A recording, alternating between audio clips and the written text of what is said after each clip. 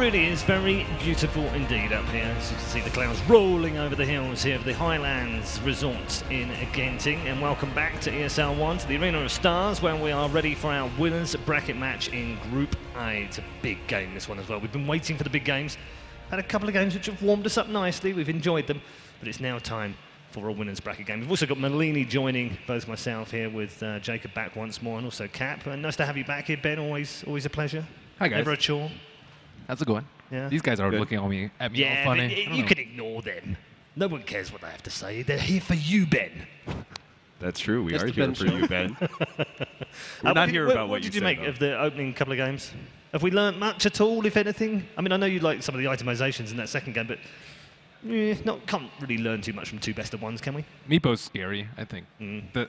It's going to have to be addressed, I would think, and every team that has a Meepo player is going to be like, oh, we can pick Meepo now. Yeah. So the drafts will be a little bit more interesting. Yeah, it got banned first game, didn't it? And then used it in the second game. And this one's going to be very interesting. We're going to start things off. It's Newbee versus Virtus.pro if you're just joining us in the winners bracket of Group A. We'll start off with Newbee. Difficult to assess them. We didn't necessarily see their game. You've had a look at some of the draft. What do you make of what they did in game one? Oh, they're not Meepo players. Yep. That's more important, and they also crushed MP, so I couldn't really glean that much. Yeah, that's what I read up on as well. Apparently, SCC went absolutely ham against EE, and pretty much just sealed the game on his own. But the rest of the team did a ton as well, so it's a pretty one-sided affair from what the stats are showing. That was a pretty good TLDR. Well done. What hero did they pick that you hate, Cap? Windranger. Oh yeah, and he picked Windranger. Come on. That's their own fault, really. Just get on board. They picked it before they knew the matchup, too. They were just like, Windranger, sure. Yeah, he looked at the draft, he's like, they picked Windranger, they lost. Yeah, they deserve to lose. I personally don't think Windranger is very strong, but I'm being a bit facetious, right? We really have no idea, a solid idea about what heroes really are. Her talents are not good. No, strong. I agree. Bad, yeah. As a Windranger plan. I mean, that's good, Paul. We really wanted to know whether or not you thought Windranger was good or bad. In my sort of pub area, terrible. I think the interesting thing for me was that we saw Centaur banned away in the VP game. That was a 3-4 ban, I believe. And then we saw Centaur actually picked up by Newbee, third pick. I have not actually seen a whole lot of Centaur, but I do know, like, competitively, that it is an offlaner that's being favored. And I'm just not exactly sure why over some of the other offlane. Is there an element of we don't want to show too much in the opening game? Is that part of all of this? Is it part of the game as we go through the weekend? Well, it was Fnatic banning it, so it might not, be of big importance in this. No, I mean, I just heard that Centaur is like a pretty good offlaner for this patch. I personally don't know why over some of the other offlaners just yet.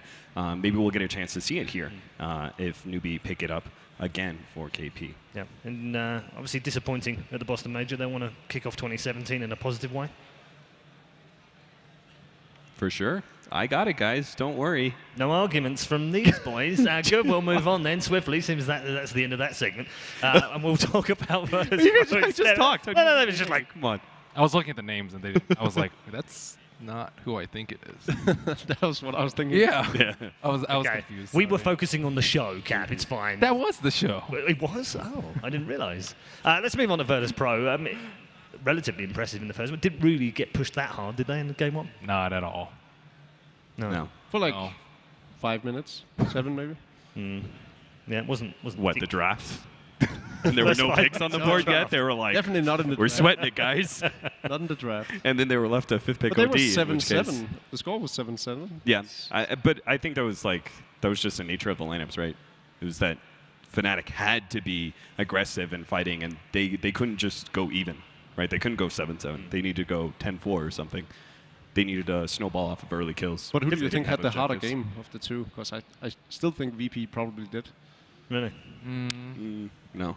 I think Execration actually had some really good fighting power. We're not talking about Execration. Oh, then Newbee NP? I mean, I have no idea. We didn't watch that one. I just looked at the stats, and that was completely overwhelming. No game in... I mean, I watched NP take a Roshan while we were on the desk. Oh, really? I was watching it on Kevin's screen. I watched NP take a Roshan, so apparently they had a little bit of control at one point in time. That's like the go-to strategy for me when they're down and out. Smoke into Rose. Don't worry, guys. I'll solo really this hard Roshan now. with an Invoker. I got this, guys. It's fine. I mean, how do you can't assess too much, obviously, from these two best of ones cap, but Virtus.pro, I thought they showed something slightly different in that first game. Showed some more composure, maybe not quite rushing in and firefighting like they would enjoy, and they had the right kind of counter for the heroes that they picked. Yeah, but I don't want to overstate the, like, we focus on the fact that Virtus.pro is like a really strong 5-manning aggressive team, but I don't think we should oversell and be like, oh, they're MVP style, like the old MVP. They're not going to go that big, right? I think Virtus.pro is like, they're one of those teams that is fine with sometimes losing out of the laning phase, and they'll come back. I think they're strongest in the 15 to 25 minute mark. I think that's where VP is really their strongest. So they're not a team that is necessarily always going to dominate in the first 15 minutes and close out game by 20. They're not always going to do that. They obviously do know enough, and I think that really comes down to Solo's captaining. They do manage to show, as you said, like kind of that composure. They know when to play it a little bit safer. They know to play it a little bit more defensively at times. And they aren't one-dimensional by any means. No.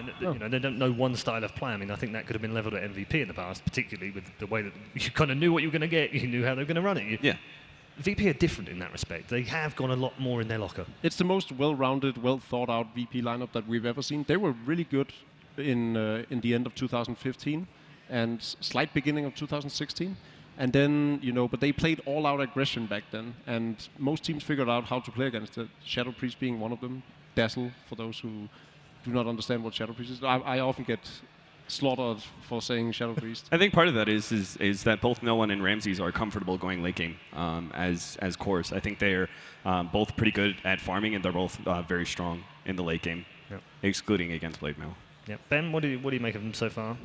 I think, as you mentioned, Nolan and Ramses are both pretty good at surviving the late game. I think Pasha especially, too. He doesn't really die as much as other offlaners that we see. Yeah. And he like gets to the late game by not dying, and it's always like a very big, consistent threat. Like his Omni Knight was just, they couldn't do anything about it in that particular game. But yeah, I think they have some elements of MVP, but they're definitely evolved in the sense that they just don't chain feed and just don't throw themselves like headlong at.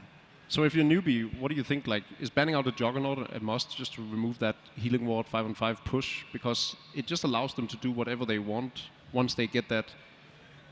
I think they have to pressure Ramses. The first game, they just let him free farm, and they also let Solo just sit in a safe lane. And then Pasha also got experience. So they kind of won all three lanes, I would say. And then they had the Slaughter just like way too far behind because they weren't able to contest that lane. I think you have to put pressure on Ramses. Yeah, but we've been talking about how pushing down towers and taking the map and the objectives and fighting 5-on-5 is all that matters right now. And Juggernaut with the healing ward obviously does a lot of that, and the fact that he's more or less immortal.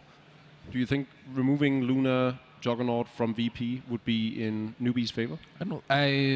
I think it's more of a playstyle difference. I think, like, if you can prevent them from getting to that point where they can 5-on-5, maybe the lineup isn't so much, but they also need a lot of team fight. I think, like, you can let them push, but you should be fighting at an advantage, right, if they're pushing into your tower. But we didn't see any big team fight coming out from the line of the VP phase. There was no, like, Tide Hunter or Silencer or anything like that, which I think Newbee are much more willing to pick up. And it's entirely possible that Newbee pick up the Juggernaut for themselves as well. So if they do leave it out in the pool, they could also grab it. I think it's just such a strong, like, 1-2 pickup because the versatility that offers. You can run it mid or safe lane.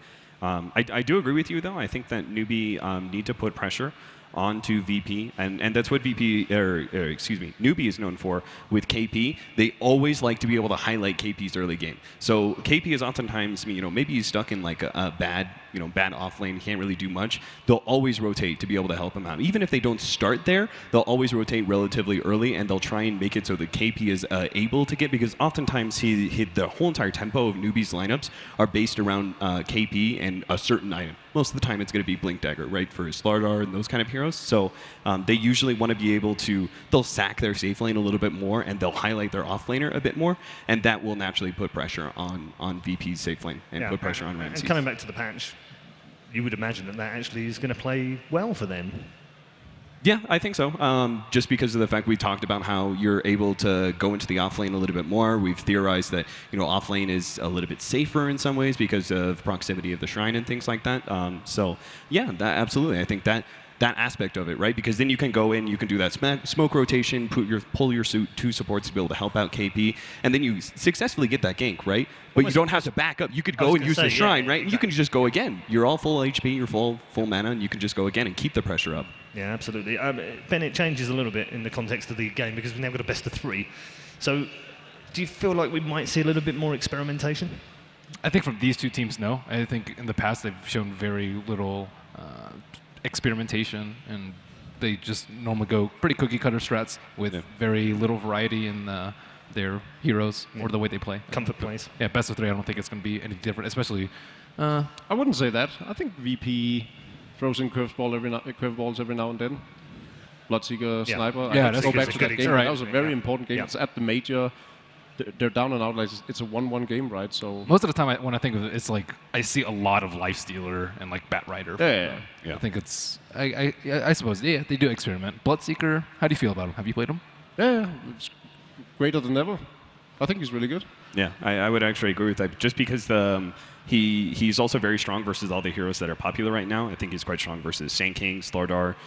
You have some Timbersaw pickups that he counters really well as well. I think Bloodseeker is actually one of the best counters versus Timber for a multitude of reasons. So I think he fits. It's just oftentimes the question of what position do you want him in and how are you going to be able to make your lanes work because of the Bloodseeker. He's naturally strong in lane, but you also need to be able to ensure that he doesn't get pressured because he's oftentimes a hero that is so glass cannon style that you need to make sure that he survives for the first 15 minutes and starts that snowball. What about other heroes? In and out of the fight like an artful dodger. That's how you got to play the Bloodseeker. No one does it to perfection. Well, one aside from you. Oh, there we go.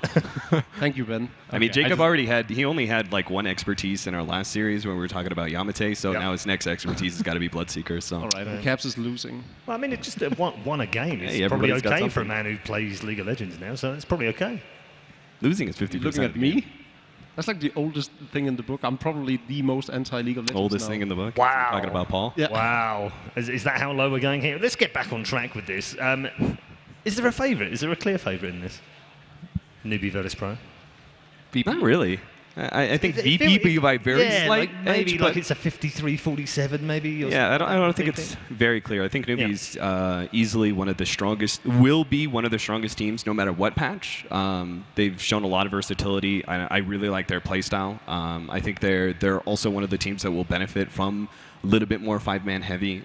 We already saw errors of that in previous patch, how 5-man was very important, and Newbee, that was probably one of their better strengths. What I'm super excited to watch this game is no one matching up against SCC. Yeah. I think that matchup has the potential to just be the most explosive thing we've ever seen. It's two very, very good players with heroes that are now very, very good, like Queen of Pain, Shadow Fiend.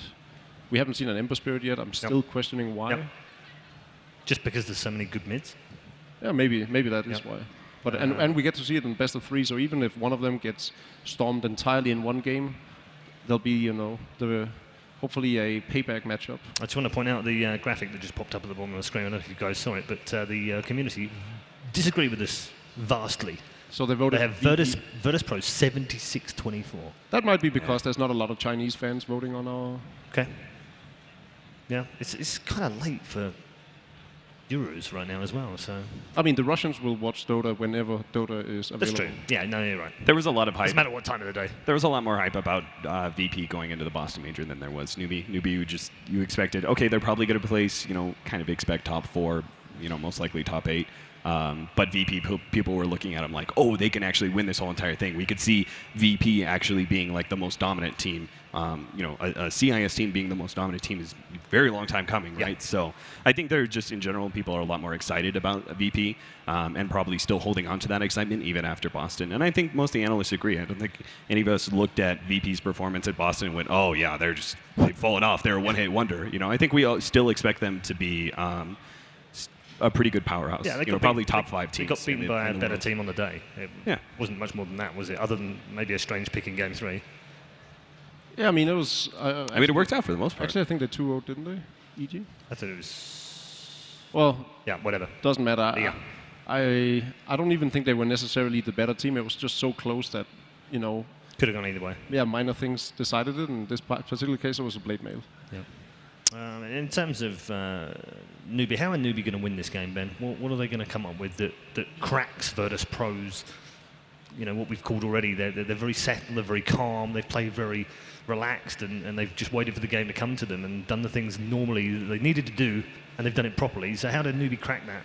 I think first step is to draft appropriately. I never look at VP's draft and be like, wow, that was a weak draft. For Newbee, I'm like, okay, I know they like this hero, but it's not the best in this situation. I think they picked Naga a lot back in the previous patches just because it was so comfortable for them. They picked Sand King even when like Sand King kind of fell off just because they played it so often. But I like how they picked up Centaur in the last game. I think it's a very good sign for them that they're actually adapting to 7.00 and going for the best picks for the patch and not for them in particular. Yeah, and Virtus.pro almost have gone the extra mile, Cap, in that they've not only are they picking appropriate heroes, they're picking it based on the draft itself rather than just what they're comfortable on. Yeah, I think one of the things that stood out for this Newbee draft for me against NP is that that's very clearly they have Lifestealer, Centaur, Queen of Pain, and then Shadow Demon Mirana. Like all 5 of those heroes I think about, it's like you are setting the pace of the game, absolutely. Like you're always wanting to be the ones first initiating. You're the more aggressive team. You need to snowball.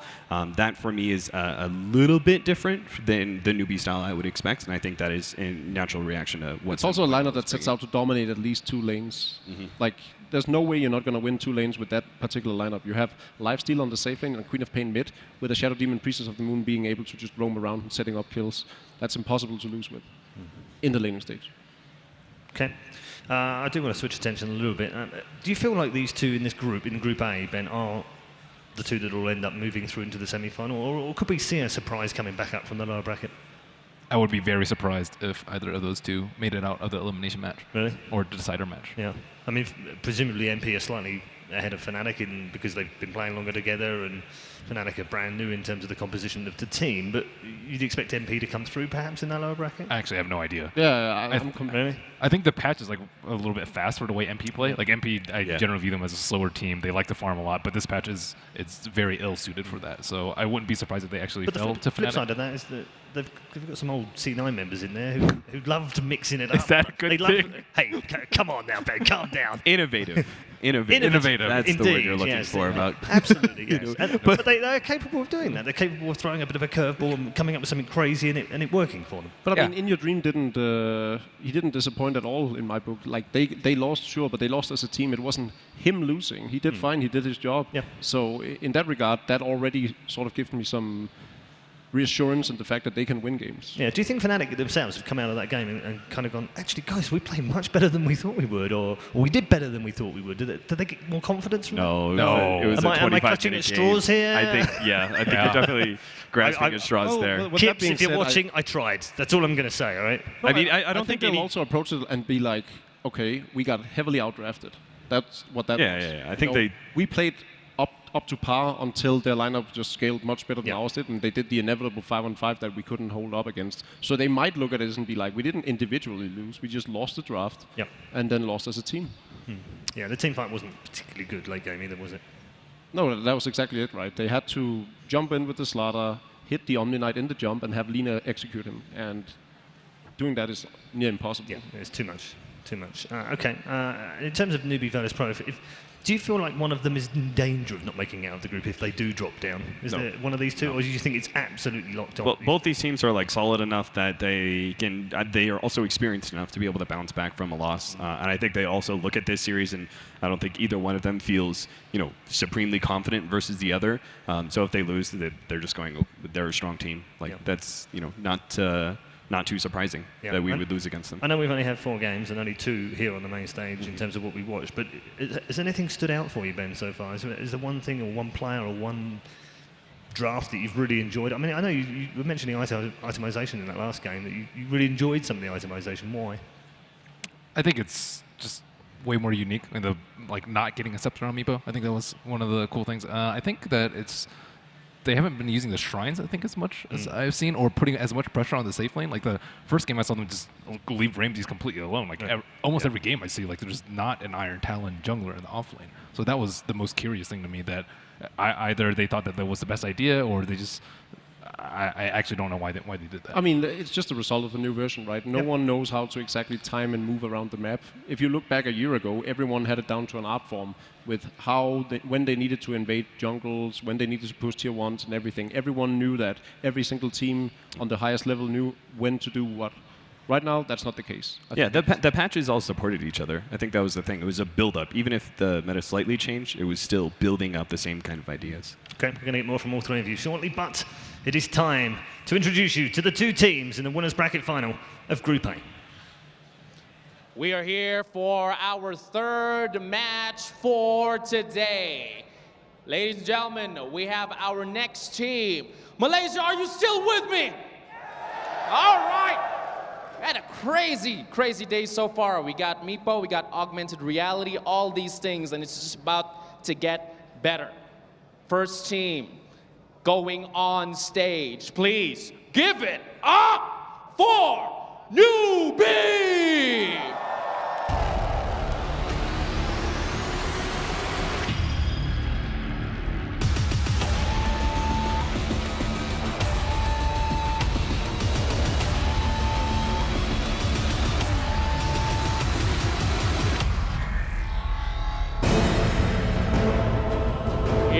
To the stage, Newbee! Look at them, intimidating. With former retired Army SCCC, look at it.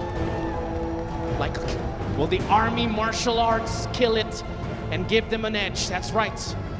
SCCC, Newbee, right here. Ladies and gentlemen, give it up for Newbee!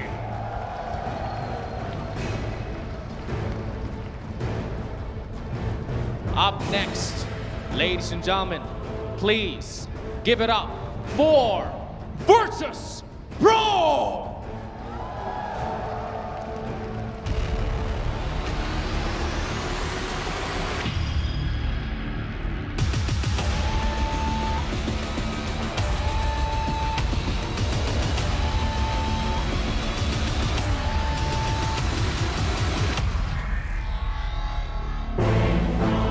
To the stage, Virtus.pro! Right here at the center. There you go. What are you doing? What are you doing? What are you doing? Are you, no one, it's not worth it. Stop acting like an alchemist. He's not gonna hit you. Mike, look at this guy. Do not tempt death. Sit down, sir. Security, get him down. Acting like an alchemist. No one, he's okay? You're lucky he didn't get you. You're lucky he didn't get you, sir. Acting like an alchemist for no one, seriously. Tempting death. All right, are we ready for our third match? We have Newbee versus Virtus.pro. Here we go.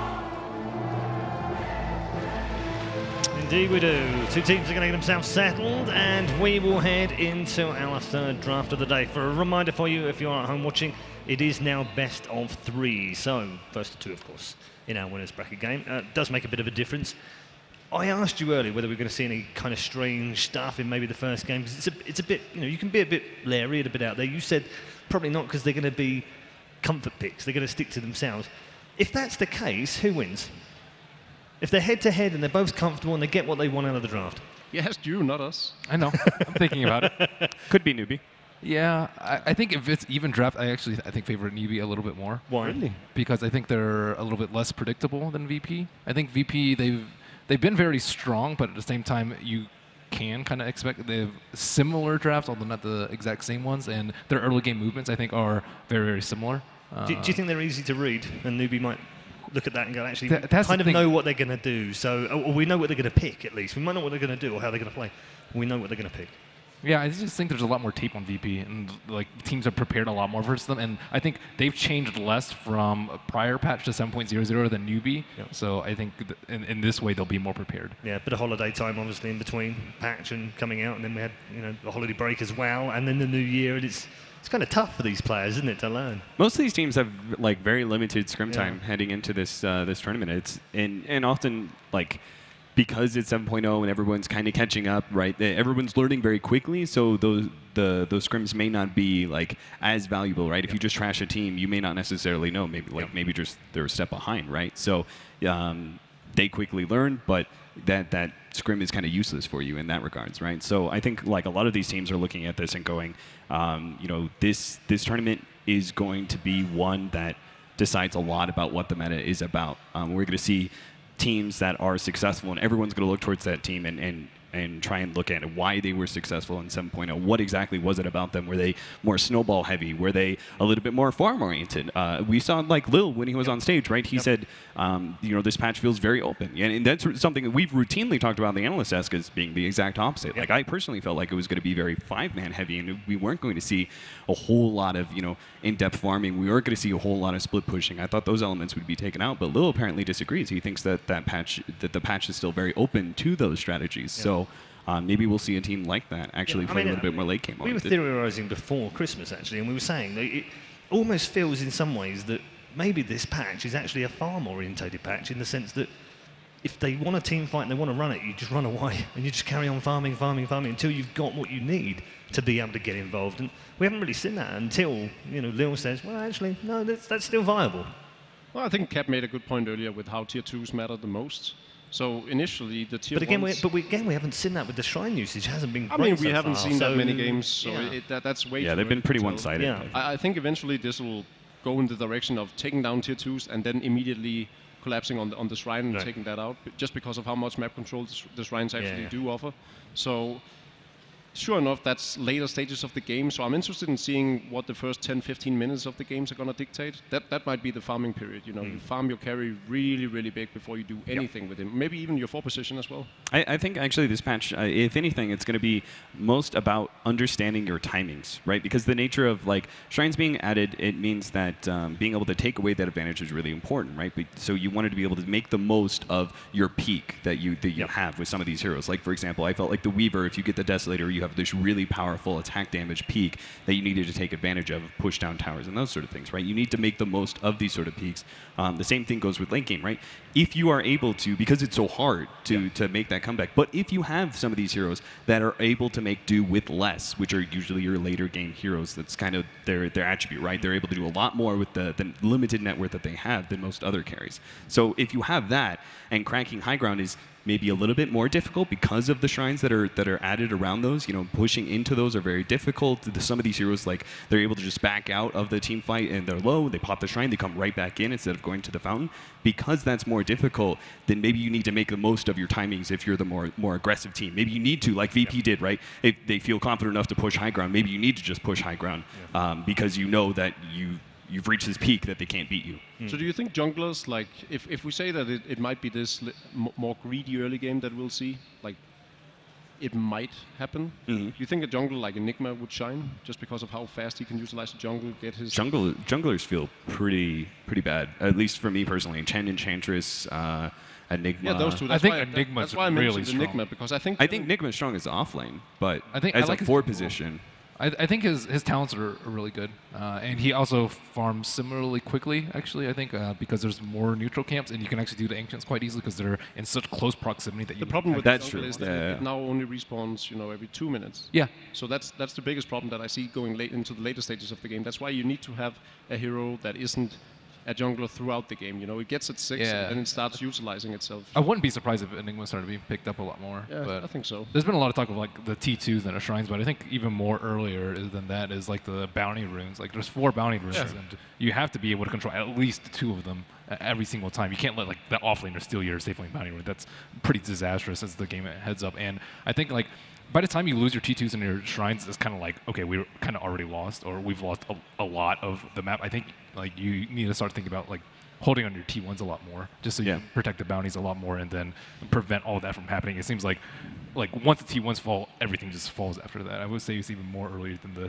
T2s. Yeah, and some junglers are quite good at being able to play that 4 position that is quite strong at being able to react to aggressive rotations or pushes. You know, they're oftentimes better heroes that are quite strong at reactionary timings. So maybe that could come into the fore, Okay. Do you feel, I mean, on the subject of snowballing and stuff, it sometimes feels like in 7.01 that you're effectively, if you get that tier 1 towers, and then you can just push on and on and on, there doesn't seem any way back sometimes.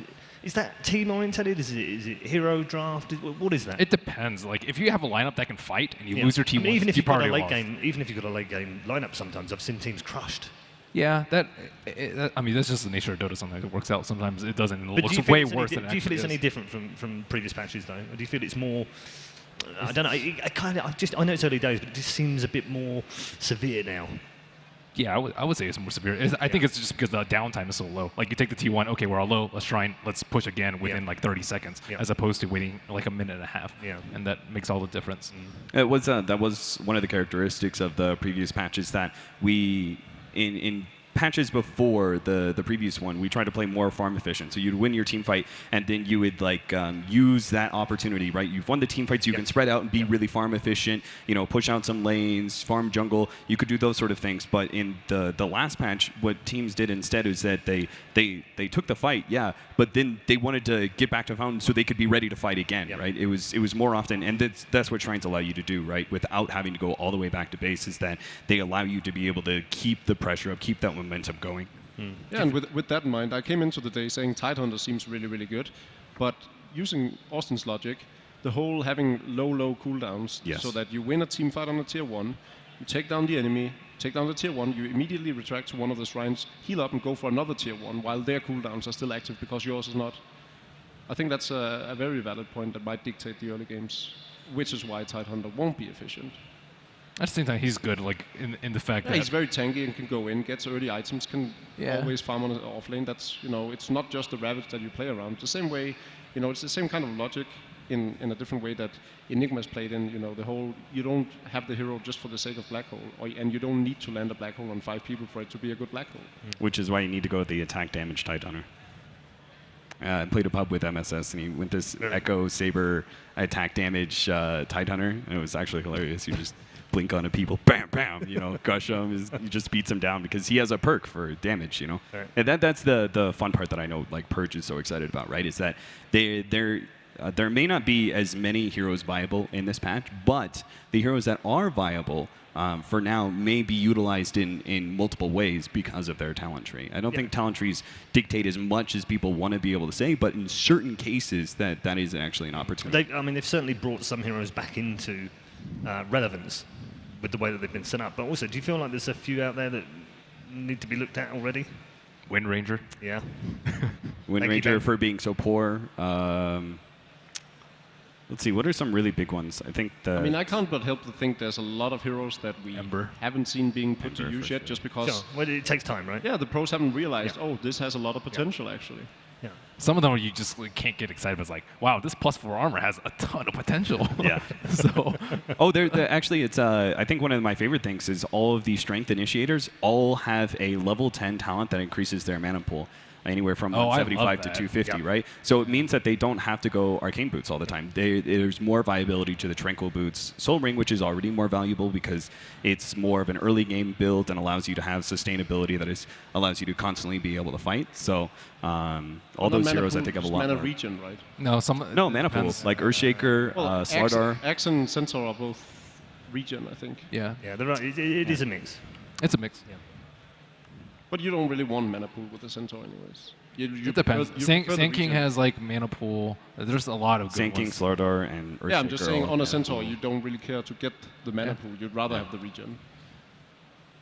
Good. Great. Yes. I'm glad we had the discussion. Thanks for establishing that. Good, well done, Jacob. That's the second hero that he knows time, guys. Ben is so hard to love. It's just so annoying. Easily the most annoying person I know. Who are we talking about? Me? Ben? Yeah. What? Ben? What? He just stands there and look at you, and he says nothing. And This is your second hero that you know Bloodseeker, and then you know Centaur. Oh, okay. Let's get back on that train. Okay. At least it's 2. Yeah, at least it's 2. He knows bad. Jakiro. Yeah, Jakiro too.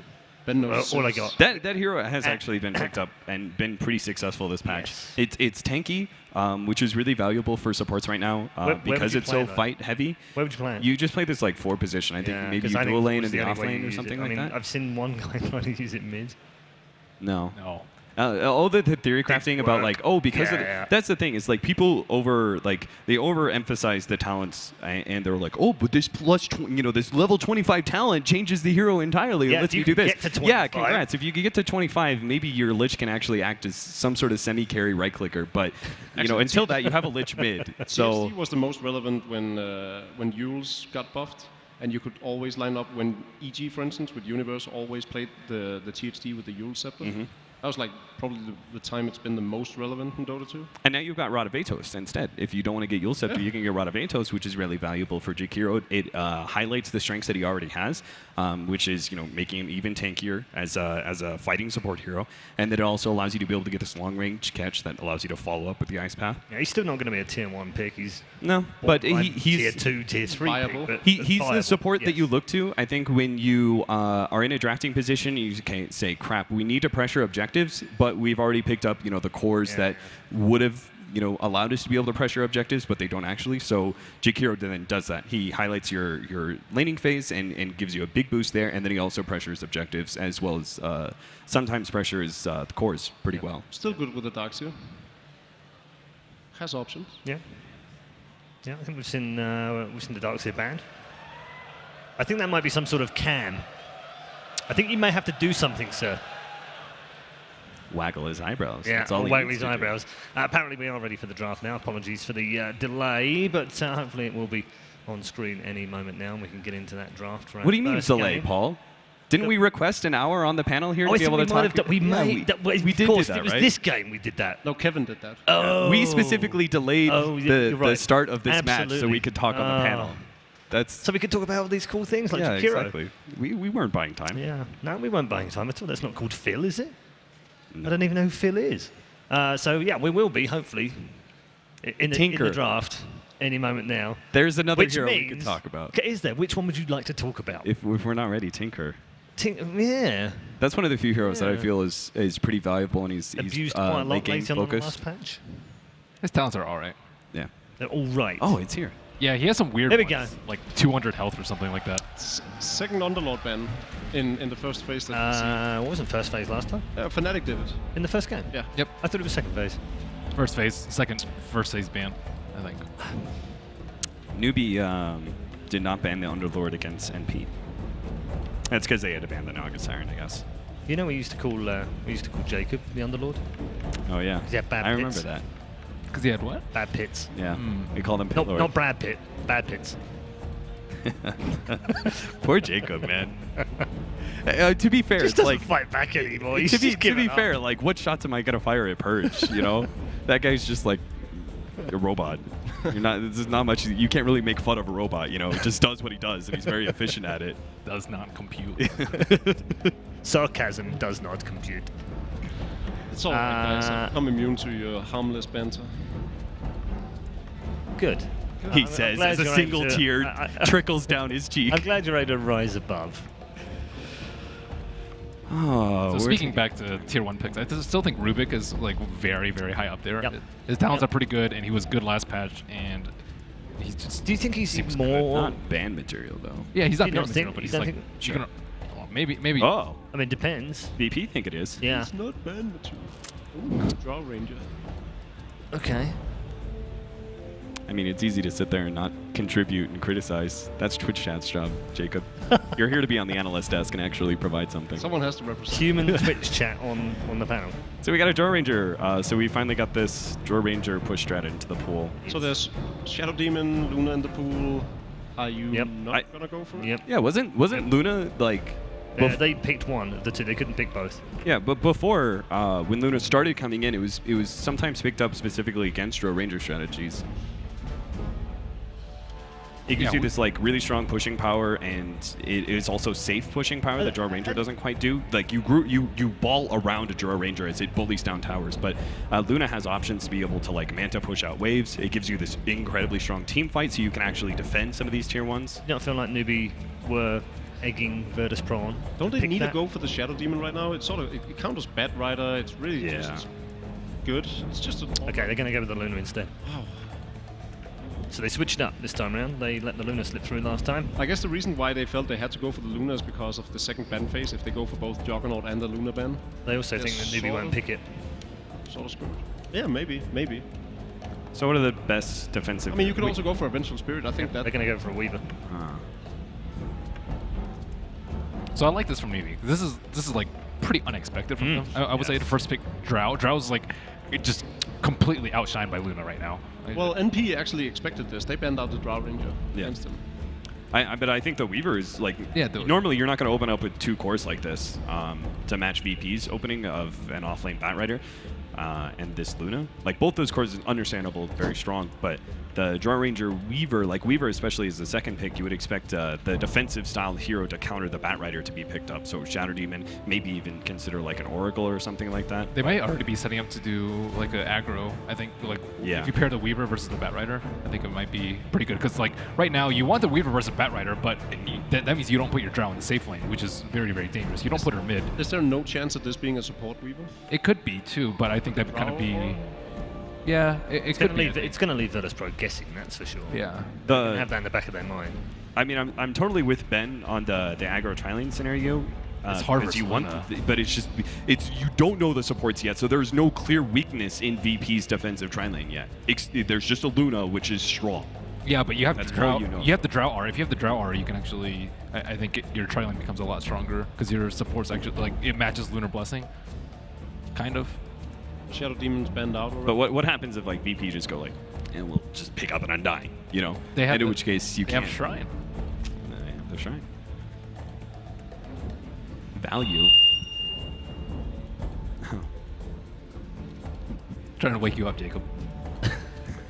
He's jet lagged, just left his body. Storm Spirit, classically one of the best heroes to combo up with the Draw Ranger.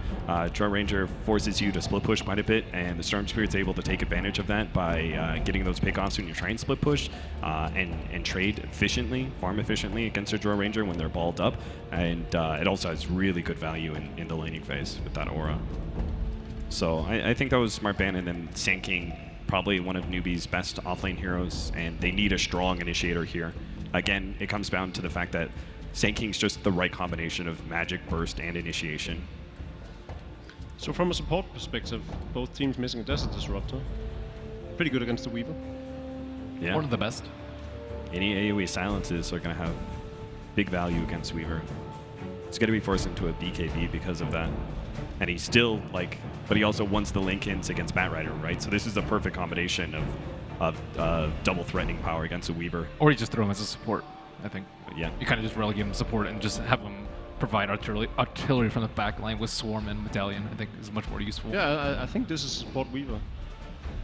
Witch Doctor. All right, I would have preferred to see like a Vengeful Spirit, but I mean, it gives your 5-man power. Like it's stronger because of the Voodoo Restoration, but is it really stronger than having a hero to counter Batrider? Or I think the team fight's way stronger. I think like with the Drow and the Weaver, like your team fight's crap. Like you have kind of AoE silence from Gus, but that's about it. As opposed to like Batrider, Eclipse, and Disruptor. I think if they went for Vengeful Spirit, they just like flat out lose in team fight. And if you can't group up as a Drow Ranger, your strat's gonna fall flat very, very quickly. I don't think you necessarily lose flat out. Like we've seen plenty of strategies that goes for Vengeful, Drow, Beastmaster, and still just excel at killing everything through high physical DPS. That's a while ago though. I think. Yeah, but just because you don't have high spell damage doesn't mean you count 5 on 5.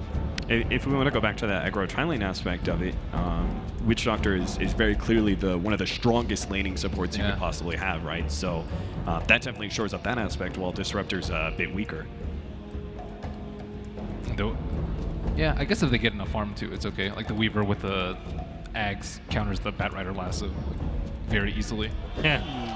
Well, we called it earlier. I thought this hero was going to be picked up a bit more. Wings picked him up already. Yeah. Too.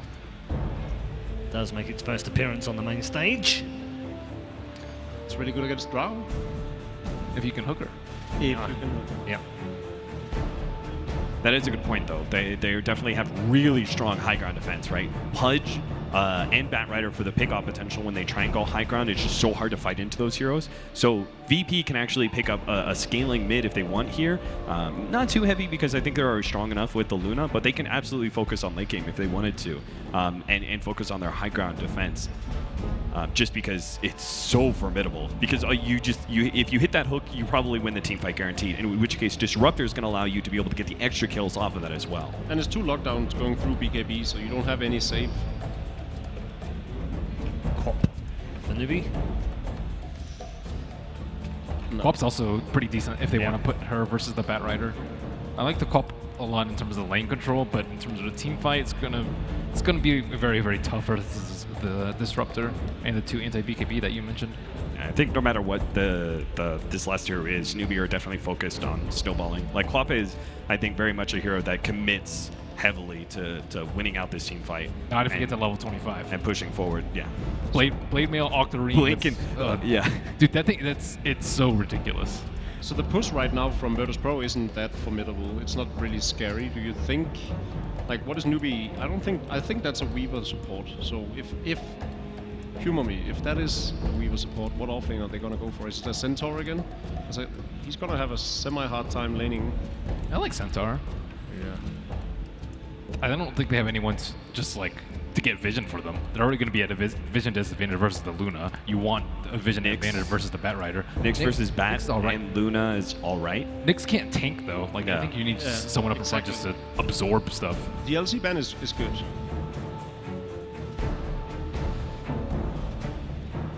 Huh. Clockwork if he gets Blade Mail. He's versus Disruptor though. Clockwork, I would actually like probably the most of the offliners. There's not that many other options. Like Slaughter's been banned out. Tide I don't think is particularly good in this scenario. Centaur is probably runner-up in my book. What makes you think Tide isn't particularly good in this scenario? I don't like it versus Disruptor at all. Yeah. That was my thought as well. That's the only reason I didn't bring it up was because of the Disruptor. Yeah, I think Disruptor generally crushes it. I think Luna is also very, very good for some. You just like die. It doesn't matter if you have Cracking Shell or not. Newbee also have just enough openings where they could really switch things around, but no, they're just going to stick with the offlane Nyx. Gives them a good team fight. It's not as tanky as it would like, so they have to like play very carefully in team fights, but it does counter a decent amount. I mean, they had to get some sort of counter initiator to Batrider, right? They don't have a single support that deals with it until Ags Weaver, but like Nyx Assassin, if he picks up a Blink Dagger, can instantly blink onto the Firefly fire, stun the Batrider as he tries to pull a hero back, then he stuns him again. So it's no one's hero? I think just like a fighting hero like SF or a Jug.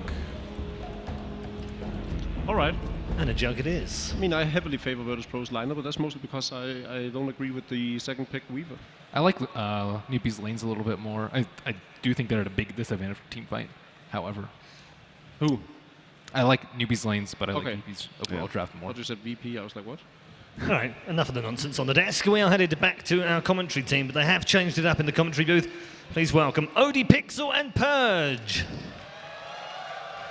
Thank you very much, Paul. Indeed, we're getting ready here for the first best of 3 so far of the tournament. Newbee going up against Virtus.pro. It's going to be exciting, Purge. There's no doubt about it. These are 2 teams before the Boston Major, arguably came in with a lot higher hopes to where they actually ended up being. Now they've managed to stay with the same rosters. They're coming back hard as ever. This is going to be exciting. This is like a match that we should have seen at Boston, but we didn't get to, so it's an absolute treat here. And pretty fun heroes as well. A little bit different, some similar, but interesting to see how the meta has changed between the last patch and now. Like the Nyx Assassin, that it was delayed that long against Batrider, whereas at Boston, instantly would have been picked. So some new changes to explore here. I mean, do you think it's a little bit surprising as well that it wasn't banned? The fact that it was definitely allowed through to that stage. Yeah, and that could be lots of things. It could be teams forgetting about it, could teams valuing that hero less than before. There's a lot of big changes here that could affect it. Already, we're going to see Kaka getting a little bit of damage down onto Solo. Pasha's there to ward him off and make sure that VP can secure control, obviously, of that top rune. Bottom rune already, we've got Nyx Assassin moving into position, and indeed KP. We'll see if he goes for any sort of a play down there to play around the rune itself. But it may just be both teams keeping themselves to their own sides. But I mean, we talked about the Nyx overall drafts. Is there, in your mind, someone that comes out on top? Is that Nyx Assassin good enough to kind of take it over the top for Newbee, or do you like what VP's doing with the Luna? I mean, it's strong, and it's definitely very good against Batrider, but we've seen so many early lane rotations, even in the last game. I don't know if you caught it, but the Timbersaw got like fast level 7, and then he just went to the offlane, and he traded with the offlane hero, gave the offlane mid. So there's lots of cool little rotations like that could exploit a lot of weaknesses that some heroes have, like Drow Ranger especially. That's a guy that's got to be defensive in a lot of ways. He's got a Witch Doctor with him, and that's a great pairing just because he's going to be very defensive. And of course, with that in mind as well, the matchups in lane, the fact that you are going to have this quad with that Drow aura advantage going up in the mid lane against what I would expect indeed to be the Jug. Does this make the lane really nice for the Queen of Pain, or do you expect Juggernaut still to have a relatively good time? I mean, I think it's a good matchup, especially because Weaver can rotate in here with the Blightstone. It's a lot of right-click as well. It's like very little kill potential for Juggernaut, but it's a lot of potential outplay on Newbee's side. So I think it's definitely a great matchup for them. But once they actually do get strong, then pushing with Healing Ward is going to be a huge pain in the butt.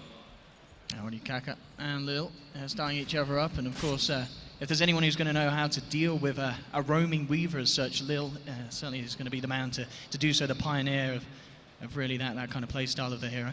And already just aware that the Weaver's there, looking for the Chorus now, making sure that VP keep it safely out of the reaches of Kaka.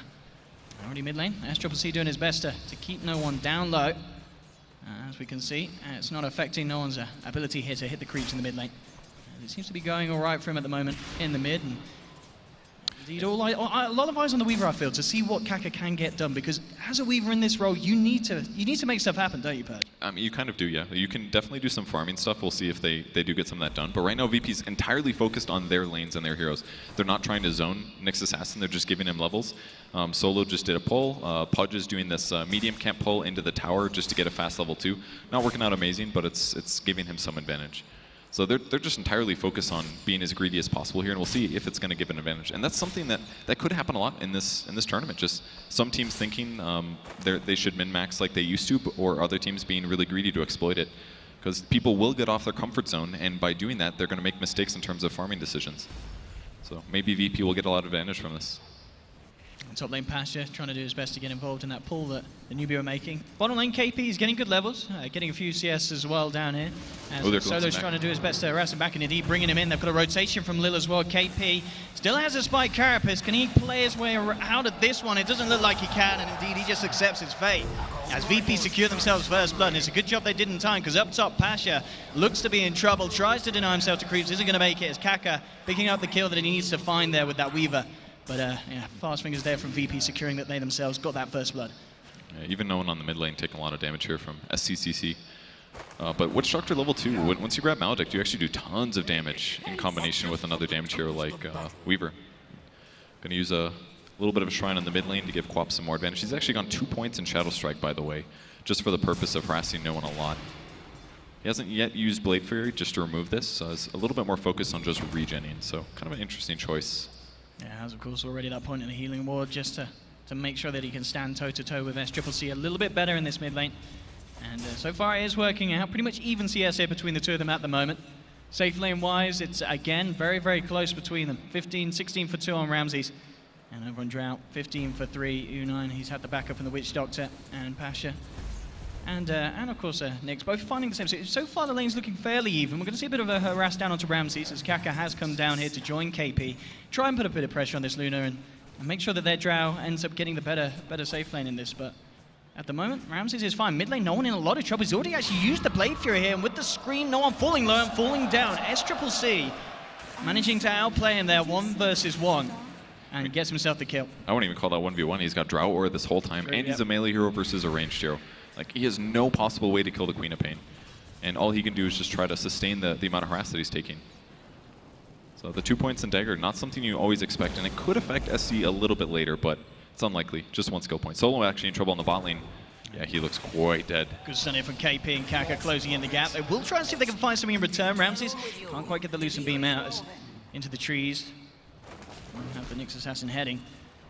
3 for 1. Newbee are finding the kills, but still, Ramses' farm looking very, very good.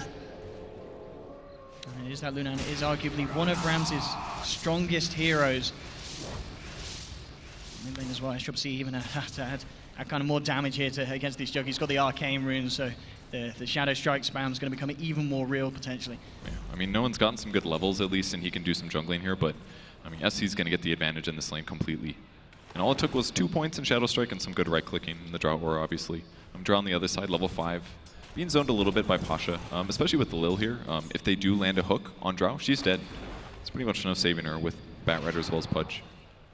Kaka continuing these rotations back up towards the top, seeing if they can set something up onto Pasha. Pasha already heading back, and they can't quite get in range there for any sort of Frost Arrow and such. Lil in the neighborhood as well, just in case anything bad went on.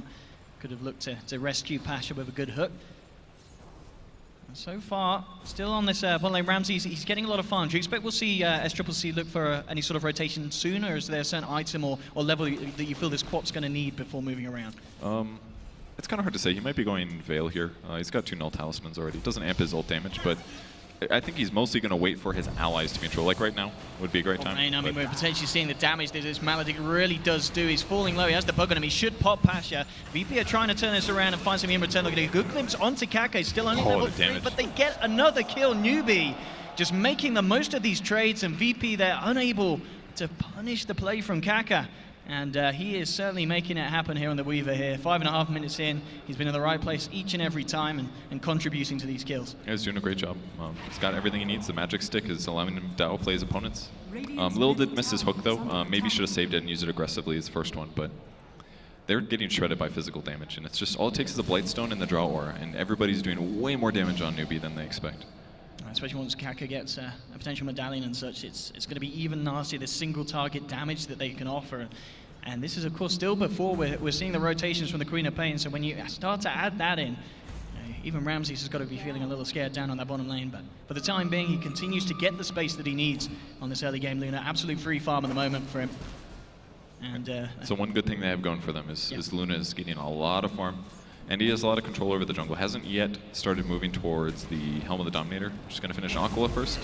Top lane Pasha could be in trouble again. A good hook from Lil, bringing him out of danger, and was needed as Kaka turned up as well. Mid lane, SCCC, there's an Arcane. It would be a lovely time to put that Sonic Wave, but he's just going to pop it back. Realizes he doesn't have the damage to bring down this Jug with the combo as of yet, especially with Solo in the neighborhood. There could have been potential for a turnaround.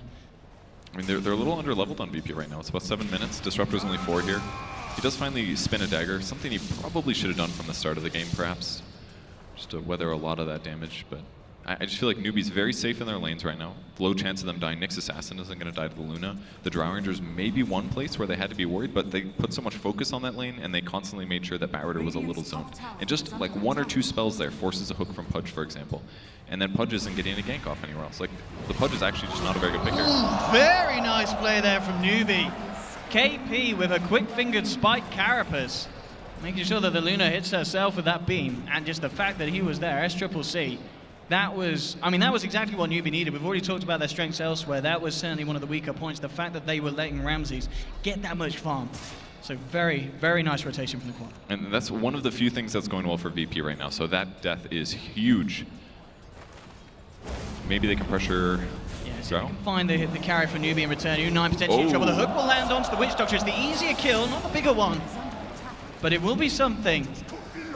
May have hoped to get the Drow, but they'll take what they can get, VP. Yeah, every kill here is huge when they're this far behind. Solo very likely to die here too. He's on his own here, Kaka. He's found him out, and the backup is there. There'll be a glimpse back onto the Nyx Assassin. Is it going to be enough to save Solo? He's falling low to the bug. He can't get himself out of this one. The damage from Kaka too much at this stage, moving around the map with that medallion. Mid lane, not spinning in. Faith unable to get any sort of lock on to no one, so he's out of there. Ramsey's actually going to go for this here with the ult, and he gets it. He absolutely gets it. The Weaver was not expecting that one. And as a tasty bit of gold, this was a Weaver that had got 3 kills in a row. So a nice bit of a bonus there to a Luna that had been knocked down previously by a rotation from Newbee, but that's pretty much all recovered for the damage that was taken from that. That was a really greedy play too. I mean, the Weaver reacted almost instantly when it is, but there's a very small fade time, but he was able to get enough beams to kill him there. Yeah, just really nice awareness from Ramses that he knew he could get that done. It was a very, very knife edge there. So a big kill that Virtus.pro definitely needs. He'll turn this into a Helm of the Dominator very soon. Dire's middle tower is under attack. Curious where the Nyx ganks will come. He has been scouting around top, but hasn't found anything. And Batrider's just focused on jungling for now. Pretty safe and easy for him. Top tower is under attack. Lil and him have kind of just been this 2-man combo, just sit really defensive. Pudge picking up 6 will be impactful as well. Gives him better kill potential if he does get a hook. And that's really what they need to grab a Queen of Pain kill. There's basically nobody else that's going to be able to facilitate that. It's got to be Disruptor 6, it's got to be Batrider or Dismember or something like that. But like, it's 9 minutes into the game, and Queen of Pain hasn't had a single threat to her life. So the fact that Solo's been, he had a good start, but then started getting killed, is behind on levels, that kind of stuff is really going to impact VP's mid game.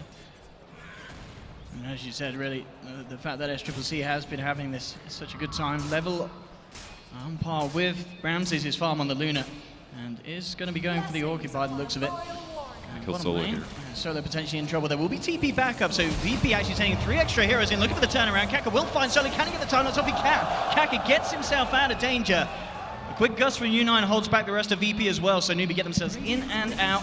And no cost at all. In fact, they may not be done. KP's still hanging around. There is a sentry down here for VP, and he is going to get lassoed, but he got the spike carapace off in time. U9 moving in with the damage. Lil hooks in the Nyx assassin. He'll find one in. They have managed to find 2 out of this one. Ramsey's still trying to man up, but VP, they're falling low. A good sonic wave from SCCC finishes off no one. And Solo, he may die for a second time here. The Frost Arrow slowing him down a little bit.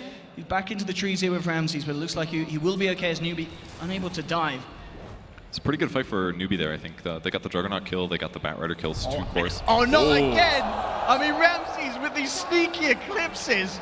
That's because of the vision that they have. That's not something you expect a lot, like getting solo kills. Twice. Solo killing a Weaver, a hero that's pretty elusive. Yeah. I mean, he's absolutely an expert at nailing these bugs.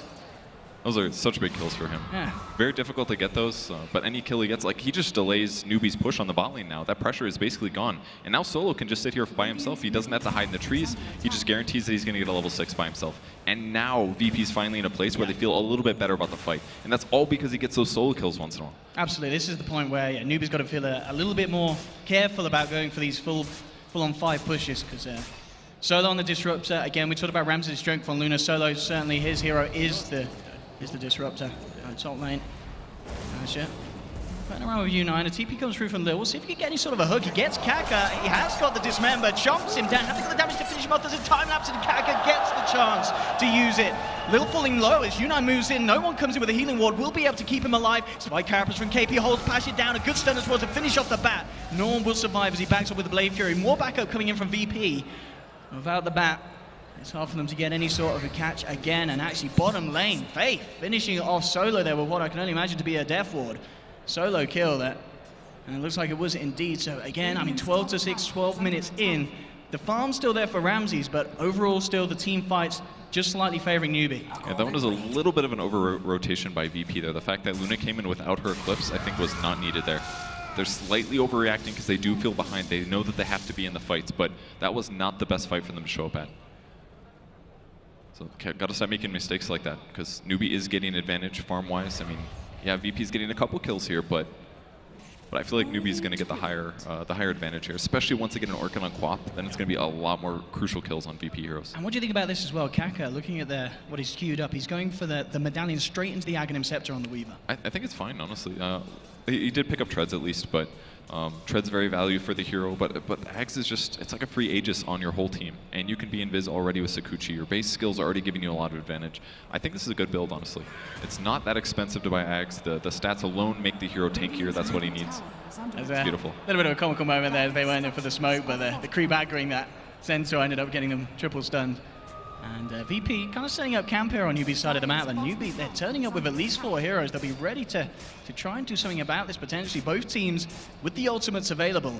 We're going to see a wraparound potential here from KP. He's coming from the river. And VP, understandably, just playing this a little careful. And yeah, Newbee's going to be able to get the deny on the tower, and immediately goes for a smoke back themselves. VP are still in the neighborhood. This great observer ward as well from Newbee, giving them full vision so they know what VP's up to. Courier's going to head over and see if they're tempted to go for that. They will. They'll take the Courier and they'll look for kills as well. They get the gust immediately onto Lil, locking down the Pudge. He's out of this one. KP trying to force back Ramses. No one jumped in with the ultimate onto SCCC, but it wasn't enough damage. Eclipse comes out from Ramses. They need to find something in return at VP, but Solo's falling. The Sonic Wave ends up finishing off the bat as well. Again, Newbee finding 3, and they're not done yet. The stun is going to be juked out from Ramses. He's going to go immediately for the TP. How he is just going to make it. VP again falling apart in these team fights, but I can't help but feel Purge. Ramses is just, he's trying his best to carry the team on his shoulders here. He is. He's trying to bait out the Eclipse at the right time, but perfect play by KP there. The first Eclipse hits, he stuns the other one, and he just walks out of the AoE, and all of a sudden, every bit of Luna's impact is just not there. But the fight started with the Pudge dying. That's a hero that wants to hook somebody way out of position, and then VP can just blow that guy up. They didn't even get close to that opportunity. Yeah, great team fight, a tower, the Courier as well. A lot of things looking to be in Newbee's fortune. Mid lane, though. Oh, big hook. He's going to be on his own. He gets brought back with the dismember. Have they got the damage to finish him off? He's going to get the chance to blink out, and they don't have the vision for the glimpse. SCCC goes immediately for the TP out. He makes it away. VP need those kills. They can't let those slip away from them, Purge. Yeah, if they didn't have Omni Slash to use in the last fight, they would have had it. Would have been a kill. Oh, now again, KP, I mean, it's the classic counter, the spy character to set up onto the back. Kaka gets dragged back, but he gets the Shikuchi off in time. He gets out. Solo caught out of position as well now as they'll fight down onto another. The healing wall from no one, not enough to keep Solo alive. And 17-6, I mean, Newbee are looking incredibly hot here. They really are. And it all started from a very strong laning process, lanes that were difficult to punish for VP. They kind of just won every lane, I dare say, with the exception of some great Eclipse kills by Ramses. But they can still win this. They just have to take some good fights. It has to be them initiating with a hook into a lasso. They got to kill Quap at the start, or draw range or something like that would give them a big advantage. Absolutely. I mean, we've seen it a lot of times, really. Teams can have this strength at this stage, but it can all change when it comes to the high ground pushes. And it's not going to quite come to that point yet. VP still doing their best to hold themselves on the edges of the map here, and on the mid lane. As Newbee ready to set up for more. SCCC has the Sonic Wave back off cooldown. Will be very happy going for some sort of a play. Kaka only reaching onto halfway through his Aghanims as well. Level 10. Picked up on the Weaver. And Quap queuing up a Shadow Blade, curiously. Okay. Kind of a new build there. Any big passives that it breaks? I don't know, Lunar Blessing, I don't know, Jug Crit. It's mostly just, probably just to cover himself a bit from things like Juggernaut Omni Slash, just so he can just go in Biz, force dusts out. He can actually start fights as well, just walk around in Invis looking for heroes, Orchid, and kill somebody. I mean, I guess as well, could he try and kind of play it around these Eclipses from Ramses, get the touch on him so the damage is not there with the Eclipse anymore because of the reduction? Yeah, it's a great possibility as well. But mostly I think it's just the advantage of being mobile already. He's quite tanky, and he's going to be Invis. It could be pretty cool. So Newbee's sitting really good. Draw Ranger just going pretty standard item build. Hurricane Pike for safety reasons, but hasn't died much this game at all. And the aura itself has certainly done a lot. Yeah, very few deaths on Newbee. Yeah, it's been clean cut play here from the side. Some big items potentially coming out for VP. You know, we're seeing Pasha. He's very nearly got that Blink Dagger, so now you can rely on either a hook from the Lil or a good Blink initiation from the Bat to set things off. And in fact, VP looking to set up onto mid, but it's a hard hero to go on, and KP just backs off. Yeah, they're so under farm that Solo just didn't have a dust. If they have a dust there, they can get a next kill by all means, but they didn't even have the money for it. So they would have loved to get a kill here, but instead, KP's just going to sit around, possibly set up for the rotation over by Newbee after they take this tier 2. And they're close to Shrine Death, really. The only lane that's still up now is the mid lane for VP. Oh, they're going to spot. KP is going to go in onto the Bat Rider here. Ramses is going to come over to try and back him up, but a good gust from U9, sending them back. Bat's still alive for the moment. Lil gets the hook onto the Witch Doctor. Can he actually finish off this kill? No, he can't, because SCCC jumps in with the Orchid. And Pudge, he's going to be out of this one. Pudge down. They've lost one. They do manage to find the Nyx in return. Ramses still trying to stand toe-to-toe on the bottom. Flash is trying to juke it out across the tree line. He isn't going to make it. Again, Newbee taking 2 for 1. And 19-7 VP. I mean, what is it that's just going so wrong for them in these fights? Is it the vision from Newbee? Is it just the fact that their rotations are catching VP off guard each and every time? I mean, they've been pretty far behind in terms of levels and farm from the start of the game. Whether from the laning stage, no one had troubles mid, obviously getting solo killed by Quap, and just they didn't have the ability to pressure the map. I'm sure they're regretting not having a more active, easy to control support, like maybe an Earth Spirit or something. Smoke's gonna break. This could be big, but indeed Kaka from the high ground breaking the smoke. Lily's gonna try for the hook. He will bring out SCCC. Oh, big don't get it. That's gonna be the Quap down here, and a lasso immediately as well, locking down a second. KP's taken out by an Omni Slash. U9 in the middle of it all. Hurricane pikes himself back with the gust as well. He's trying to keep himself alive, but he's gonna go down. Definitely once. He did manage to find the kill onto Lil on the way out. If they could kill him a second time, which it looks like they've got a good chance of doing so, this will be pretty huge for VP, and indeed, they'll take down the Drow. Huge fight, that hook. They needed that. And as you said, but they just needed to find a hook, and it came at the time that it really, really counted. I mean, look at the gold swing. I mean, VP, they're certainly not out of the clip. They need a bit more of that. They need a couple more of those, but they show us there that they still have the potential to pull it off. Yeah, just amazing team fight from them. If they did have something like Weaver Axe in that fight, everything changes. It could be VP just getting run over, but when you pick off an integral hero like Quap at the start, and you don't get her ulti off, and she doesn't land an Orchid on an important hero, everything changes. So great fight for them. Still decent farm levels on the Dire side, but once you die a couple times on Drow Ranger, things really stop ramping as hard. You can farm very fast, but it's not quite the same as a hero like Luna lately. She's going Manta style next. It'll be an Orchid counter. Pudge, nothing really new here. Just some urns. Pretty simple items as a whole on VP, really. Another boring Juggernaut item build, the old Manta Diffusal. We've seen it. Yep, absolutely, kind of the classic. It's interesting as well that we are seeing that one, because it certainly feels like in some kind of high-level players, we see the pro players on their streams, they don't always go for this kind of build. They like that kind of the headdress, the maelstrom. This is, as you said, this is the classic, kind of not changing anything since previous patch. It's a safe move, and we're even seeing that in some of their skill trees as well. Like Juggernaut, for example, first skill tree grabbed to 150 health. Very common to see him grab 20 damage in a lot of cases there, but he knows he's behind. He just needs to barely survive the fight, get the healing ward up, juke a little bit, and that changes everything, because Newbee is very burst focused. Salt Lilla's going to try for the hook, but Kaka already out to the side. Makes it away. We are going to see Solo heading up. See if he can get any sort of lock onto this. Kaka is fairly low on mana. Can he get the vision? It doesn't look like they haven't got a deep ward yet down in Newbee's jungle VP. So no vision for Solo to get a catch off. Pretty standard, just both teams controlling each other's jungles. It's very difficult to defend them with observer wards. So, although this tier 1 tower in the middle is actually helping so much for VP. They still have shrines, obviously, but the fact that it gives True Sight and decent TP potential to cover 2 areas, I think is really beneficial. Nick's looking for a kill though. Got their eyes potential no one. Triple C's there as well. No one has to be. This could be a grab here. SC can go back in 2 seconds, and they'll have Orchid. Yeah, no one. He could be in a lot of trouble. Actually played Furies preemptively. Mantis as well backs off. Maybe a little bit of a game sense. They're realizing that they're off the map, potentially looking for him. And I mean, he avoids death with that little play. Yeah, with Queen of Pain backing off, there should always be that threat. She could come back in, really. And if Nyx was there as well, it's that kind of safety play that can change the games. Because that would have been a kill, that could have been a mid push afterwards. Then VP loses more map control. Just sick moves like that change everything. And again, another defensive skill here for no one. Grabs 6 armor at level 15. These things, I mean, he needs them right now. He absolutely needs survivability, but what if they catch up later? And all of a sudden he's not hitting as hard as a Jug normally does.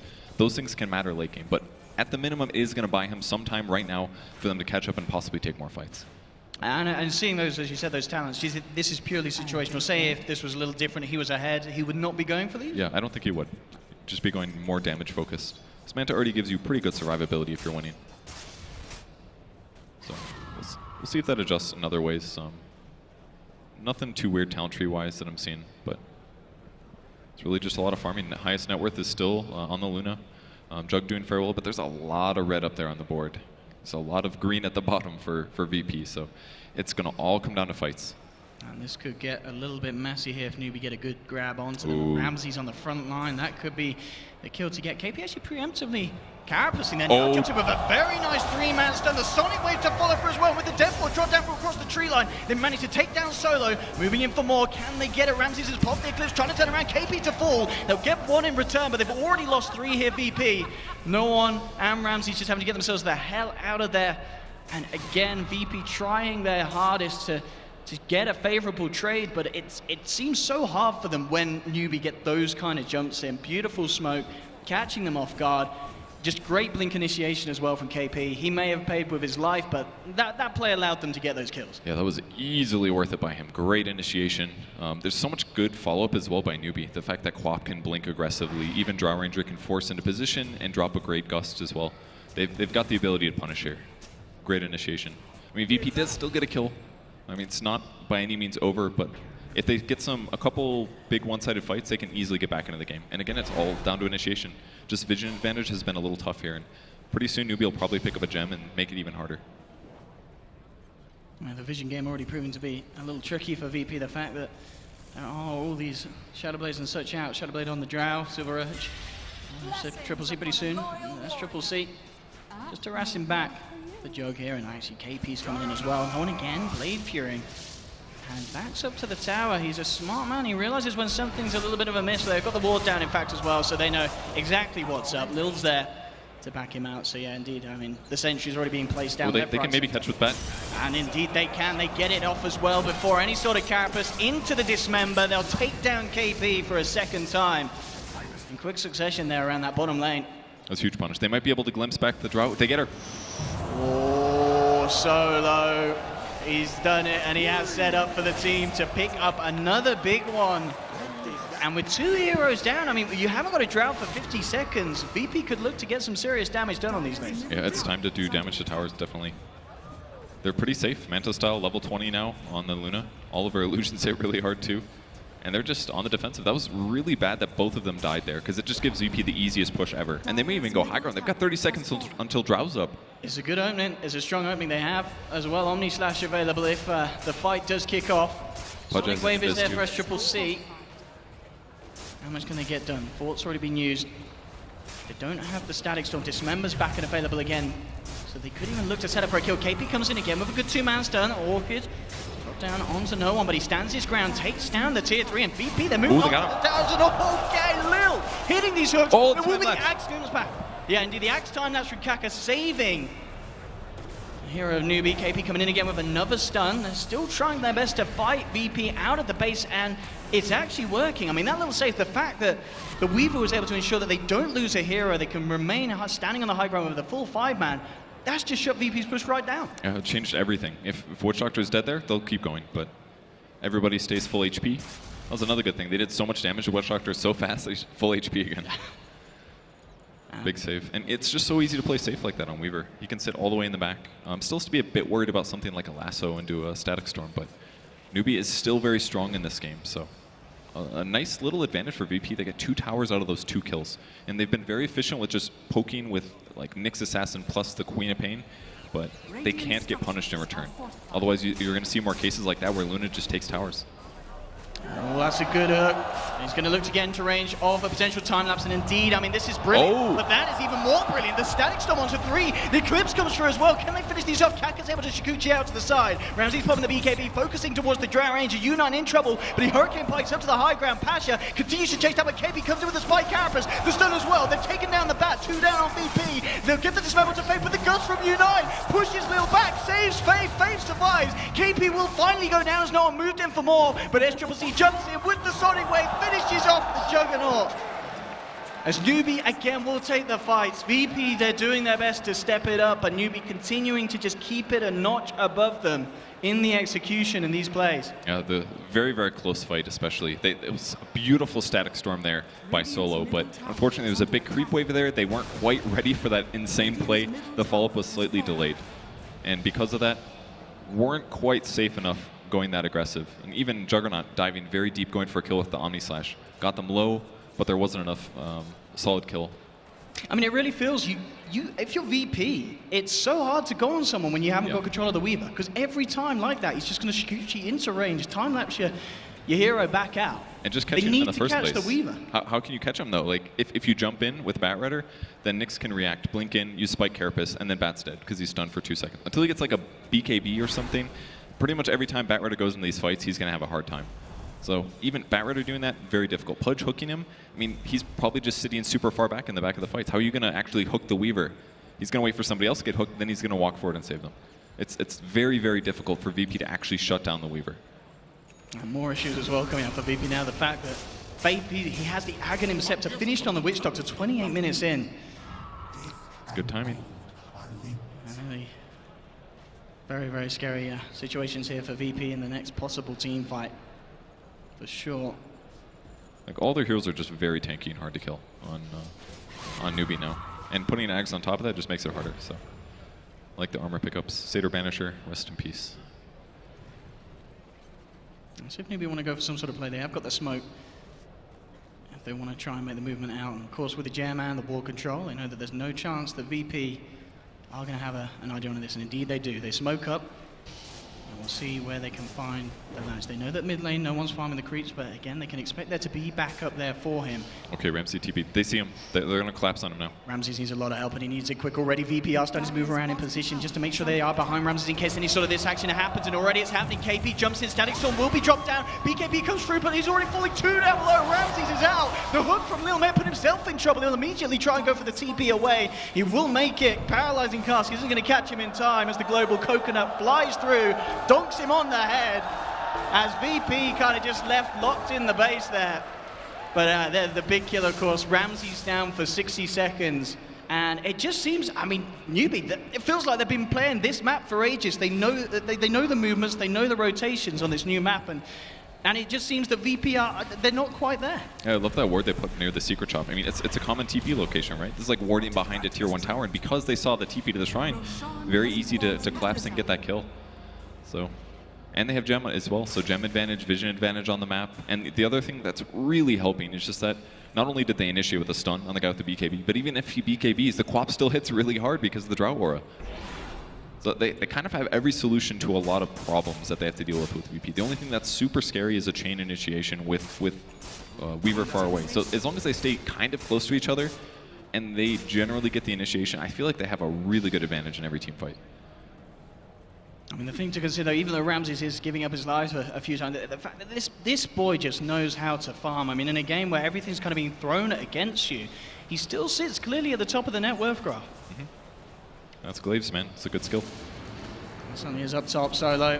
He's going to be caught out here by the stun, and very little hope for escape here, as Newbee will be able to pick up another kill, dropping the static as well. I mean, it's going to mean there's going to be about 30 seconds when he's back up, and the static storm is still on cooldown. We'll see if Newbee's able to achieve anything with that one. It's not too uncommon to see solo do something like that. It's important to push lanes, because if you don't have vision on the map, if you know they have a gem, easiest way to have vision is creeps. You don't care if they die, they're going to spot things for you, and in most cases, you know that your opponents aren't going to be behind where the creep waves are. So push lanes out, take some focus like that. In the meantime, his cores have been farming. So as a whole, decent move. Next push as well, of course, going to get it even stronger for Newbee as Kaka closing in on the goal for the Desolator. So just adding that into this Drought Aura orientated push lineup. I'm slightly surprised he's just not going Linken's here, personally, just because there are some decent disables that it would be nice to block, but I think he's safe enough, and there's a lot of low armor heroes on the VP side. Batrider, pretty weak to physical damage usually. Pudge certainly is, and as is Disruptor, so. And they've got Drought Aura, might as well get more minus armor, right? Absolutely, it's as we've seen already, it does devastating consequences to heroes, and with that pickup you're able to add that onto the towers as well. Already Newbee on the mid lane, forming up for some sort of push. They will want to make use of this Aegis, of course, on SCCC. And we'll see if they find the opening to do so here. BKB, Shiva's Guard, I mean, this is Queen of Pain. Very, very hard for VP to deal with in these fights unless he gets massively caught out by a Static Storm or by the Dismember as such. Of course, a lot of times Dismember now at this stage becoming a little less reliable, as there's many ways to stun back the Pudge or kill him. This is the first point of initiation. Solo though, worth noting as well, looking for that big pickup. It's starting to work on Ags. I say starting, he's already halfway through it. So having that Ags pick up against these heroes, with the BKB Shadow Blades as such, could be absolutely key for catching them out in these pushes. Even against heroes like Nyx Assassin sometimes, it changes the whole game. Just half second against Weaver, it's fantastic. There's basically no solution. If he gets Ags ulted by Disruptor, yeah, good luck. Gotta wait like 7 seconds. If Pudge hooks somebody, just Static Storm on top of that. The damage that it does towards the end of the duration is amazing. Yeah. Interesting note as well, Pudge. As you noted, you would have liked to see the Lincolns for the Weaver. He did actually have the Deso queued up, but maybe out of two of his team, he's changed it around, and he has indeed picked up the Lincolns. And just I guess you so like much that. safer. Yeah. He doesn't have to time lapse everybody that gets lassoed, for example. Could potentially just drop a Lincoln sometime. It's just a lot safer. I feel like they have no problems with damage here. They've got Drow, and she's going mostly defensive. They've got Quap, who's pretty much going all offensive, and they're all covered by time lapse, which is basically free Aegis. Like, why chance it a little bit that you could get lassoed, or you could get, even if he gets hooked by Pudge, for example, it's going to block Dismember, and then you can time lapse yourself. Like, there's so many good solutions that Lincoln's provides. Oh, see, I think we have got now Ramses, indeed, finishing off the Butterfly. So we keep kind of talking about the physical damage potential of Newbee, but indeed, if VP are able to get some good lockdown with Solo's Static Storms and such, they are not lacking damage themselves. Ramses can pummel through the lineup of Newbee if the opening is there for him. And he picks up the Alpha Wolf as well, so any agility item he buys gives him an extra 0.3 damage. Pretty good value here. Still very strong hero, Luna. She's pretty close to maxed out, just could get Dragonlance upgrade, maybe sell Helm, the Dominator gets something better, but the big threat is probably just Queen of Pain. Just because her single target damage is fantastic right now with her itemization. Kind of a weird setup of items, I must say, but it's working good. Not the typical pub build we were expecting, but still a good hero. And a nice little move here as well. Looks like, of course, deciding to finish the Orchid off. Obviously, upgrading that. Yeah, get the Blood Fawn done. So very good. It solves the butterfly problem, really. Absolutely. It's perfect. Unless she BKBs, of course, on the Luna. But and another teamfight item. Lots of BKBs coming out. So now no one's kind of having some damage problems. Again, don't forget his first 2 talent trees, survivability. And now he's gotten a Diffusal Blade, which is, moderate damage item, nothing too extreme, and now picks up a Blink Dagger, and now BKB. He's going to have some damage issues. He's not going to be nearly as competitive as heroes like Drow and Queen of Pain. I mean, with that in mind, do you think on a jug, 25, are you for sure hitting the 20 Agi, or is there a situation here because the Blade Fury is pretty big to keep yourself alive, you get the damage? There's like no way that I would ever get Blade Fury DPS over 20 Agi, especially if you have a Manta. But just because of the stage of the game you hit at, it's, actually, we're going to see starting, BKB indeed forced out by U9. Asher will be brought back here by the hook, but a good Sonic Wave able to finish him off. They've actually lost 2 already here, VP being forced back to base. Jumping from KP, hit the stun off, actually forcing no one to use a BKB charge as well. So again, VP trying for some sort of a jump in, kind of fluffs it up. There's a lot of BKB usage though. Well, I guess Queen of Pain still has his, but he did pop his ulti. They will siege us from low ground pretty much. And it's very safe. They've only got 3 heroes right now. Hook is basically all they can go for, but they've got a Linken's, they've got time lapse. And may just have to let these racks go here really. Still time down where they're losing 2 members, and in fact with the spike capacitors, they're looking to set up. We'll be there with a hook to save Ramses. But they find what they came for here, Newbee, clearing out the melee racks, backing off before VP's back up in their full 5-man strength. And indeed, this is beginning to look even more worrying for VP. If they are just a man or 2 down for 20 seconds, that's more than enough time for Newbee to pummel down these lanes and get the permanent damage done. Especially if they get another pick here. Ramsey's just going to push with his illusions, of course. SC is going to shut that down because they want to keep all the lanes pushed in as much as possible. They want to potentially just jump high ground, get a kill. Nick's Assassin, pretty good hero for that too. As we can see, Ags, in fact, the gold is there for U9 if he wants to have it finished. We'll see if he's is saving for any sort of buyback, because we do know that fights that go badly, they can cost racks. Even for Newbee, even if we see them lose a rack at this stage, the mid lane is vulnerable, for sure. And VP can push down and take that. So we'll see how defensive they do choose to play at this moment in time. Already backing off, and maybe a stage where we are going to see them wait around for the Roshan again with the Aegis, of course. And they easily can. Look at their wards. They've got great wards covering the middle of the map. If creep waves get to the tower and nobody defends, then they know that Virtus.pro is probably smoked. So they're just out across the map, fairly spread out, farming as efficiently as they can. And it's just going to give them more and more gold advantage. Solo's plus 60 GPM talent. It's not going to make up for that. It's not going to recover this net worth deficit. Indeed, 20,000 lead at the moment for Newbee. This Axe could, though. That's one way to get deficit back. But they don't have the best setup. If they had like a Naga Siren or something, I would be very hopeful for VP right now. But him being able to land that combo, it's again very reliant on something like the Pudge. Like the quad pick was actually so good this game for that reason. The 2 supports are already solidified for VP. There was basically no pressure that could come on the Quap until the Disruptor hit 6. So pretty straightforward laning for them. I'm going to come out here with a smoke. VP trying to make some action happen. Asher leading in. KP already backing off. As soon as he turns around with the Orchid, the Sonic Wave, Static Storm will come out in time, locking the Queen of Pain down in the midst of this all. He will be time lapse back immediately, falling down low. Can they finish off this? Yes, the Eclipse is working up, but they've already lost 3. The damage coming out from this Drow Quap lineup is too much, and VP, they've had enough. They're out of this one. Man, that threw me off really bad. I was like, they just killed the quad, they're doing it. They killed, He's like, nope, everyone else died. I mean, VP, they certainly struggled here in game 1, and Newbee, they just looked extremely hot. They look like they've been playing the patch just insanely every day, all day. I'm sure they have been. I mean, you don't go to Boston and get bottom 8 when you're expected to be top 4 and not work really hard, especially if they don't disband. Like, they're looking solid. Their drafting here was fantastic. That claw pick changed almost everything for the laning stage for VP. They had almost no potential for Pudge to actually get anything done in the laning. His best move maybe was just heavily zoned the Nyx Assassin perhaps, but not that much happened early for VP. No one lost his lane because he was against a hard matchup, and then Newbee just played amazing in mid-game. Yeah, great job, and as well, I think you have to point out as well, Kaka's Weaver, and doing it against Spill as well. This is a team, they know how to use the Weaver. Maybe they have a better kind of solution to it, but the draft and such enabled Newbee to just have an absolute ball of a time here in game 1. 35-16, 38 minutes in. Of course, best of 3. We'll see if VP can pick it up in game 2 very shortly. But first, we'll head over to short break. Don't go anywhere, ladies and gentlemen.